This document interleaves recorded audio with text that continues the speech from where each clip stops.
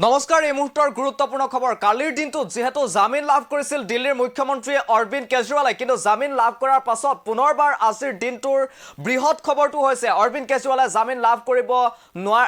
লাভ কৰিলেও তেখেত জেলতে থাকিব লাগিব কিয়নো তেখেতৰ জামিনৰ বিৰোধিতাৰে উচ্চ ন্যায়ালয়ৰ দ্বাৰস্থ হৈছিল ইডি আৰু ইডিৰ সেই জামিনৰ ভিত্তিত এতিয়া স্থগিতাদেশ প্ৰদান কৰা হৈছে যাৰ বাবে এতিয়া জেলৰ পৰা বাহিৰলৈ ওলাব নোৱাৰিব অৰবিন্দ কেজৰিৱাল কালিৰ দিনটোত অৰবিন্দ কেজৰিৱালক 1 লাখ টকাৰ বন্ধত তেখেতক জামিনত মুকলি কৰিবৰ বাবে নিৰ্দেশ প্ৰদান কৰিছিল ৰাউজ এভিনিউ আদালতে আৰু ৰাউজ এভিনিউ আদালতৰ এই ৰায়ৰ বিৰোধিতাৰে পুনৰ উচ্চ ন্যায়ালয়ৰ দ্বাৰস্থ হৈছিল ইডি আৰু ইডিৰ আবেদনৰ ভিত্তিত এতিয়া উচ্চ ন্যায়ালয়ে স্থগিতাদেশ প্ৰদান কৰিছে এই বিশেষ ৰায়দানটো জনাইছে মুহূৰ্তৰ গুৰুত্বপূৰ্ণ খবৰ জেলতে থাকিব লাগিব অৰবিন্দ কেজৰিৱাল জেলৰ পৰা ওলাব নোৱাৰিব দিল্লীৰ মুখ্যমন্ত্ৰীগৰাকী দিল্লী উচ্চ ন্যায়ালয়ে স্থগিতাদেশ জাৰি কৰিছে কেজৰিৱালৰ জামিনত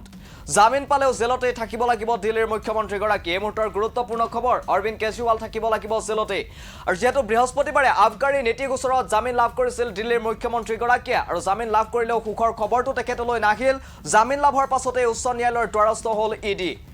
এই মুহূৰ্তৰ গুৰুত্বপূৰ্ণ খবৰ ইডিৰ আবেদনৰ ভিত্তিত কেজৰিৱালৰ জামিনত স্থগিতাদেশ জাৰি কৰিছে দিল্লী উচ্চ ন্যায়ালয়ে এই মুহূৰ্তৰ গুৰুত্বপূৰ্ণ খবৰ যেহেতু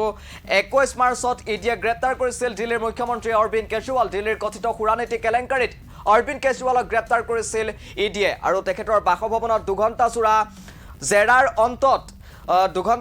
দুঘণ্টাজোৰা অভিযানৰ অন্তত বাসভৱনৰ পৰা ইডিয়ে গ্ৰেপ্তাৰ কৰিছিল দিল্লীৰ মুখ্যমন্ত্ৰী অৰবিন্দ কেজৰিৱালক আৰু ইয়াৰ পূৰ্বে তেখেতলৈ কেইবাখনো সমন প্ৰেৰণ কৰা হৈছিল 9খনকৈ সমন তেখেতলৈ প্ৰেৰণ কৰা হৈছিল আৰু ইডিৰ এই সমনসমূহক অসাংবিধানিক আৰু অবৈধ আখ্যা দি এখনো সমনৰ বিপৰীতে ইডিৰ কাৰ্যালয়ত উপস্থিত হোৱা নাছিল অৰবিন্দ কেজৰিৱাল আৰু যাৰ বাবে 10 নম্বৰখন সমন দিয়াৰ পাছতে তেখেতৰ ঘৰত উপস্থিত হয় ইডি আৰু ইডিয়ে তেখেতৰ ঘৰত দুঘণ্টা অভিযান চলাই অবৈধ বাসগৃহৰ পৰা গ্ৰেপ্তাৰ কৰে অৰবিন্দ কেজৰিৱালক আৰু অৰবিন্দ কেজৰিৱালক গ্ৰেপ্তাৰ কৰাৰ পাছতে সমগ্ৰ দেশৰ ৰাজনীতিত যথেষ্ট বিতৰ্কৰ সূত্ৰপাত হোৱা দেখিবলৈ পোৱা গৈছিল আৰু সমগ্ৰ ঘটনাই দৃষ্টি আকৰ্ষণ কৰিছিল আন্তঃৰাষ্ট্ৰীয় মহলৰো আৰু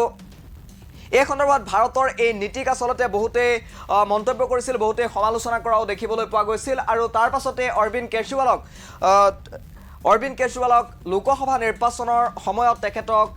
অন্তৱৰ্তীকালীন জামিন প্ৰদান কৰি তেখেতক ওলাই আহিবলৈ দিয়া হৈছিল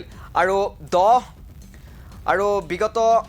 10 মেত উচ্চতম ন্যায়ালয়ে কেইবাটাও চৰ্তৰ ভিত্তিত লোকসভা নিৰ্বাচনৰ প্ৰচাৰ চলাবলৈ অৰবিন্দ কেজৰিৱালক অনুমতি প্ৰদান কৰিছিল আৰু 1 জুনলৈকে অৰবিন্দ কেজৰিৱালক অন্তৱৰ্তীকালীন জামিন প্ৰদান কৰিছিল দেশৰ শীৰ্ষ ন্যায়ালয়ে আৰু তাৰ পাছত অৰ্থাৎ 2 জুনত যিকোনো পৰিস্থিতিত অৰবিন্দ কেজৰিৱালক আসলতে আত্মসমৰ্পণ কৰিবলৈ নিৰ্দেশ প্ৰদান কৰিছিল দিল্লী উচ্চতম ন্যায়ালয়ে আৰু সেই অনুসৰি তেখেতে আত্মসমৰ্পণ কৰিছিল লোকসভা নিৰ্বাচনৰ প্ৰচাৰ চলাই 2 জুনত তেখেতে আত্মসমৰ্পণ কৰা পৰিলক্ষিত হৈছিল আৰু তাৰ পাছত তেখেত পুনৰ তিহাৰ জেলতে বন্দী হৈ আছে আৰু অৰবিন্দ কেজৰিৱালৰ স্বাস্থ্যজনিত সমস্যাৰ কথা বিভিন্ন সময়ত চৰ্চাত আহি থকা দেখিবলৈ পোৱা গৈছিল অৰবিন্দ কেজৰিৱালৰ যি টাইপ 2 ডায়াবেটিছ এই টাইপ 2 ডায়াবেটিছৰ বাবে অৰবিন্দ কেজৰিৱাল যথেষ্ট সমস্যাৰ সন্মুখীন হৈছে বুলি উল্লেখ কৰিছিল অৰবিন্দ কেজৰিৱালৰ অধিবক্তাই আৰু এই দাবী তেওঁৰ পৰিয়ালৰ তৰফৰ পৰাও ঘনিষ্ঠ লোকৰ তৰফৰ পৰা উত্থাপন কৰা হৈছিল আৰু বাৰে বাৰে আম আদমি পাৰ্টিয়ে এই অভিযোগ উত্থাপন কৰি আহিছে যে অৰবিন্দ কেজৰিৱালক দৰৱ বা তেওঁক প্ৰয়োজনীয় চিকিৎসা প্ৰদান নকৰি জেলৰ ভিতৰতে তেখেতক হত্যা কৰিব বিচৰাৰ অভিযোগো আম আদমি পাৰ্টিয়ে উত্থাপন কৰি আহিছে আৰু তাৰ পাছতে আম আদমি পাৰ্টি আৰু অৰবিন্দ কেজৰিৱাললৈ আহিছিল এটা সুখৰ খবৰ কালিৰ দিনটোত বৃহস্পতিবাৰৰ দিনটোত ৰাউজ এভিনিউ আদালতে অৰবিন্দ কেজৰিৱালৰ জামিন আবেদন মঞ্জুৰ কৰিছিল কিন্তু তেখেতৰ জামিন আবেদন মঞ্জুৰ কৰাৰ পাছতে এই খবৰ লাভ কৰাৰ পাছতে ইডি হাজিৰ হৈছিল উচ্চ ন্যায়ালয়ত আৰু দিল্লী উচ্চ ন্যায়ালয়ত হাজিৰ হৈ ইডিয়ে এই জামিন আবেদনৰ বিৰোধিতা কৰিছিল আৰু ইডিৰ হৈ এছবি ৰাজুৱে তেখেতে আবেদন দাখিল কৰিছিল আৰু কোৱা হৈছিল যে যি নিৰ্দেশনা আসলতে প্ৰদান কৰা হৈছে ৰাউজ এভিনিউ আদালতে যি নিৰ্দেশ প্ৰদান কৰিছে তাত ইডিৰ তৰফৰ পৰা যুক্তি উত্থাপন কৰিবৰ বাবে যুক্তি প্ৰদৰ্শন কৰিবৰ বাবে পৰ্যাপ্ত সময় দিয়া নহ'ল আৰু ইয়াৰ বিৰোধিতা কৰা দেখিবলৈ পোৱা গৈছিল ইডি আৰু তাৰ পাছতে ইডিৰ আবেদনৰ ভিত্তিত অৰবিন্দ কেজৰিৱালৰ জামিন আবেদন যি লোৱাৰ কোৰ্ট অৰ্থাৎ ৰাউজ এভিনিউ আদালতে প্ৰদান কৰিছিল সেই ৰায়ত স্থগিতাদেশ প্ৰদান কৰিলে দিল্লী উচ্চ ন্যায়ালয়ে আৰু তাৰ পাছত এতিয়া পুনৰবাৰ মূৰৰ ওপৰতে যেন সৰগ ভাগি পৰিছে অৰবিন্দ কেজৰিৱালৰ সুখৰ খবৰ অহাৰ পাছতো বিমুখ হৈছে অৰবিন্দ কেজৰিৱাল জেলৰ পৰা ওলাই অহাৰ ক্ষেত্ৰত আৰু বাৰে বাৰে তেখেতৰ স্বাস্থ্যজনিত সমস্যাৰ কথা বাৰে বাৰে উল্লেখ কৰি থকা হৈছে অৰবিন্দ কেজৰিৱালৰ টাইপ 2 ডায়েবেটিছৰ কথা বাৰে বাৰে উল্লেখ কৰা হৈছিল আৰু তেখেতক জেলৰ ভিতৰত পৰ্যাপ্ত চিকিৎসা সেৱা প্ৰদান কৰা হোৱা নাছিল বুলি অভিযোগ উত্থাপন কৰা হৈ আহিছে লগতে তেখেতক জেলৰ ভিতৰত যি ঔষধ প্ৰদান কৰিব লাগে বা যি ইনসুলিন তেখেতক প্ৰদান কৰিব লাগে সেই ইনসুলিনো তেখেতক লবলৈ দিয়া হোৱা নাই পৰ্যাপ্ত পৰিমাণে তেখেতক ইনসুলিন যোগান ধৰা নাই এই অভিযোগসমূহ বাৰে বাৰে তেখেতে উত্থাপন কৰি অহা বা আম আদমি পাৰ্টিৰ তৰফৰ পৰাই হওক বা অৰবিন্দ কেজৰিৱালৰ আত্মীয়ৰ তৰফৰ পৰাই হওক উত্থাপন কৰি অহা পৰিলক্ষিত হৈছে আৰু তাৰ পাছতে এই সন্দৰ্ভত আসলতে সমগ্ৰ দেশজুৰি যথেষ্ট বিতৰ্ক আৰু চৰ্চা অব্যাহত থকা দেখিবলৈ পোৱা গৈছিল আৰু এই চৰ্চাসমূহৰ মাজতে পুনৰবাৰ অৰবিন্দ কেজৰিৱালৰ পক্ষে আহিছিল ভাল খবৰ কিন্তু ভাল খবৰ অহাৰ মাত্ৰ কেইটামান ঘণ্টাৰ পাছতে এই ভাল খবৰৰ বিৰুদ্ধে অৰ্থাৎ জামিন যি তেখেতে লাভ কৰিছিল এই জামিনৰ বিৰোধিতাৰে দিল্লী উচ্চ ন্যায়ালয়ত দ্বাৰস্থ হৈছিল ইডি আৰু ইডিৰ আবেদনৰ ভিত্তিত পুনৰবাৰ আজিৰ দিনটোত অৰ্থাৎ শুকুৰবাৰৰ দিনটোত জামিন আবেদনত স্থগিতাদেশ জাৰি কৰে উচ্চ ন্যায়ালয়ে জনাইছে মুহূৰ্তৰ গুৰুত্বপূৰ্ণ খবৰ দিল্লী সুৰানীতি কেলেংকাৰী গোচৰত যোৱা 21 মাৰ্চত প্ৰায় 2 ঘণ্টা অভিযানৰ অন্তত বাসভৱনৰ পৰা ইডিয়ে গ্ৰেপ্তাৰ কৰিছিল দিল্লীৰ মুখ্যমন্ত্ৰী অৰবিন্দ কেজৰিৱালক আৰু তাৰ পাছত যোৱা 1 এপ্ৰিলৰ পৰা তেওঁ কাৰাৰুদ্ধ হৈ আছে তিহাৰ জেলত কিন্তু জামিন বিচাৰি বাৰে বাৰে বিমুখ হৈছে অৰবিন্দ কেজৰিৱাল আৰু জামিন তেখেতে লাভ কৰা নাছিল আৰু অৱশেষত যোৱা 10 মে তাৰিখে উচ্চতম ন্যায়ালয়ে কেইবাটাও চৰ্তৰ ভিত্তিত লোকসভা নিৰ্বাচনৰ প্ৰচাৰ চলাবলৈ অনুমতি প্ৰদান কৰিছিল অন্তৱৰ্তীকালীন জামিন প্ৰদান কৰিছিল অৰবিন্দ কেজৰিৱালক আৰু এই অন্তৱৰ্তীকালীন জামিনৰ ম্যাদ আছিল 1 জুনলৈকে অৰ্থাৎ ইয়াৰ পাছদিনা 2 জুনত যিকোনো পৰিস্থিতিত দিল্লীৰ মুখ্যমন্ত্ৰীগৰাকীয়ে আদালতত আত্মসমৰ্পণ কৰিব লাগিব বুলিও নিৰ্দেশ প্ৰদান কৰিছিল উচ্চতম ন্যায়ালয়ে আৰু দিল্লীৰ মুখ্যমন্ত্ৰীগৰাকীয়ে স্বাস্থ্যজনিত কাৰণ দেখুৱাই এসপ্তাহৰ বাবে জামিনৰ সময় বৃদ্ধি কৰিবলৈ উচ্চতম ন্যায়ালয়ত আবেদন জনাইছিল কিন্তু উচ্চতম ন্যায়ালয়ৰ পঞ্জীয়ন বিভাগে সেই আবেদনে গ্ৰহণ নকৰিলে আৰু তাৰ ফলস্বৰূপে অৰবিন্দ কেজৰিৱালে 2 জুনত তিহাৰ জেলত আত্মসমৰ্পণ কৰা পৰিলক্ষিত হৈছিল আৰু তাৰ পাছতে পুনৰবাৰ অৰবিন্দ কেজৰিৱাললৈ আহিছিল কালিৰ দিনটোত ভাল খবৰ অৰবিন্দ কেজৰিৱালৰ জামিন আবেদন ৰাউজ এভিনিউ আদালতে মঞ্জুৰ কৰিছিল দিল্লীৰ আবকাৰী নীতি কেলেংকাৰী গোচৰত কাৰাবন্দী হৈ থকা অৰবিন্দ কেজৰিৱাললৈ আহিছিল ভাল খবৰ কিন্তু ভাল খবৰ বেছি সময় নাথাকিল ভাল খবৰ ওলাই অহাৰ পাছতে ইডিয়ে বিৰোধিতা কৰিছিল অৰবিন্দ কেজৰিৱালৰ জামিন আবেদনৰ ইডিয়ে হায়াৰ কোৰ্ট অৰ্থাৎ দিল্লী উচ্চ ন্যায়ালয়ত অৰবিন্দ কেজৰিৱালৰ জামিন আবেদনৰ বিৰোধিতা কৰি দাখিল কৰিছিল আবেদন আৰু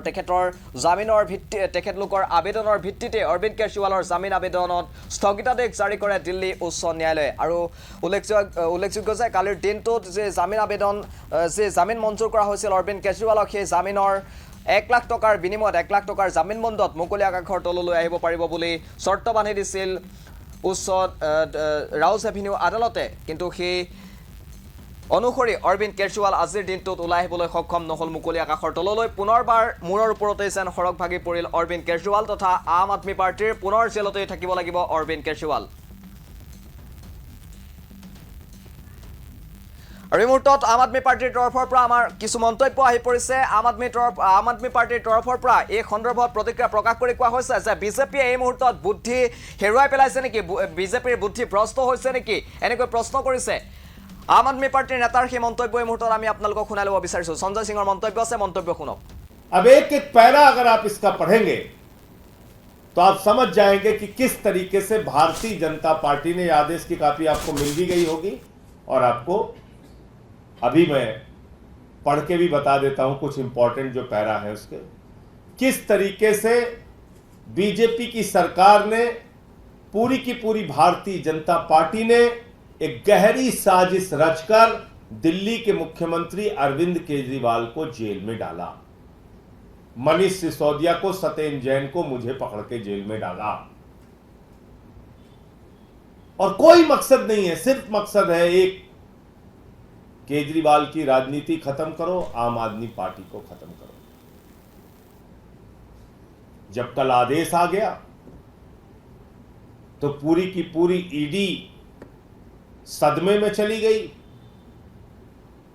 सदमे से बेचारे निकल ही नहीं पा रहे थे उनको उनके ऊपर के आकाओं ने डांटा बिगड़ा अरे क्या किया तूने तुझे तो जो काम कहा गया था ठीक से किया ही नहीं चल लाइन में लग जा बोले हुजूर कहां लगना बोले सुबह सुबह हाई कोर्ट पहुंच जा पहुंच गई हाई कोर्ट ईडी मैं मोदी सरकार से पूछना चाहता हूं बीजेपी वालों से पूछना चाहता हूं दिमाग से बिल्कुल पैदल हो गए हो क्या बुद्धि काम करना बंद हो गई तुम लोगों की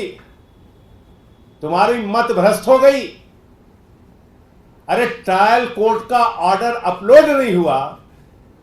ट्रायल कोर्ट के आदेश की कॉपी नहीं मिली, उससे पहले हाई कोर्ट पहुंच गए। कभी आज तक भारत के न्यायपालिका के इतिहास में आपने ऐसा सुना हो तो बताइए।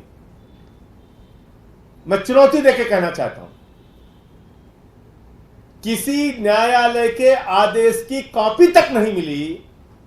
आदेश में क्या लिखा है यह जज साहब को मालूम ही नहीं है,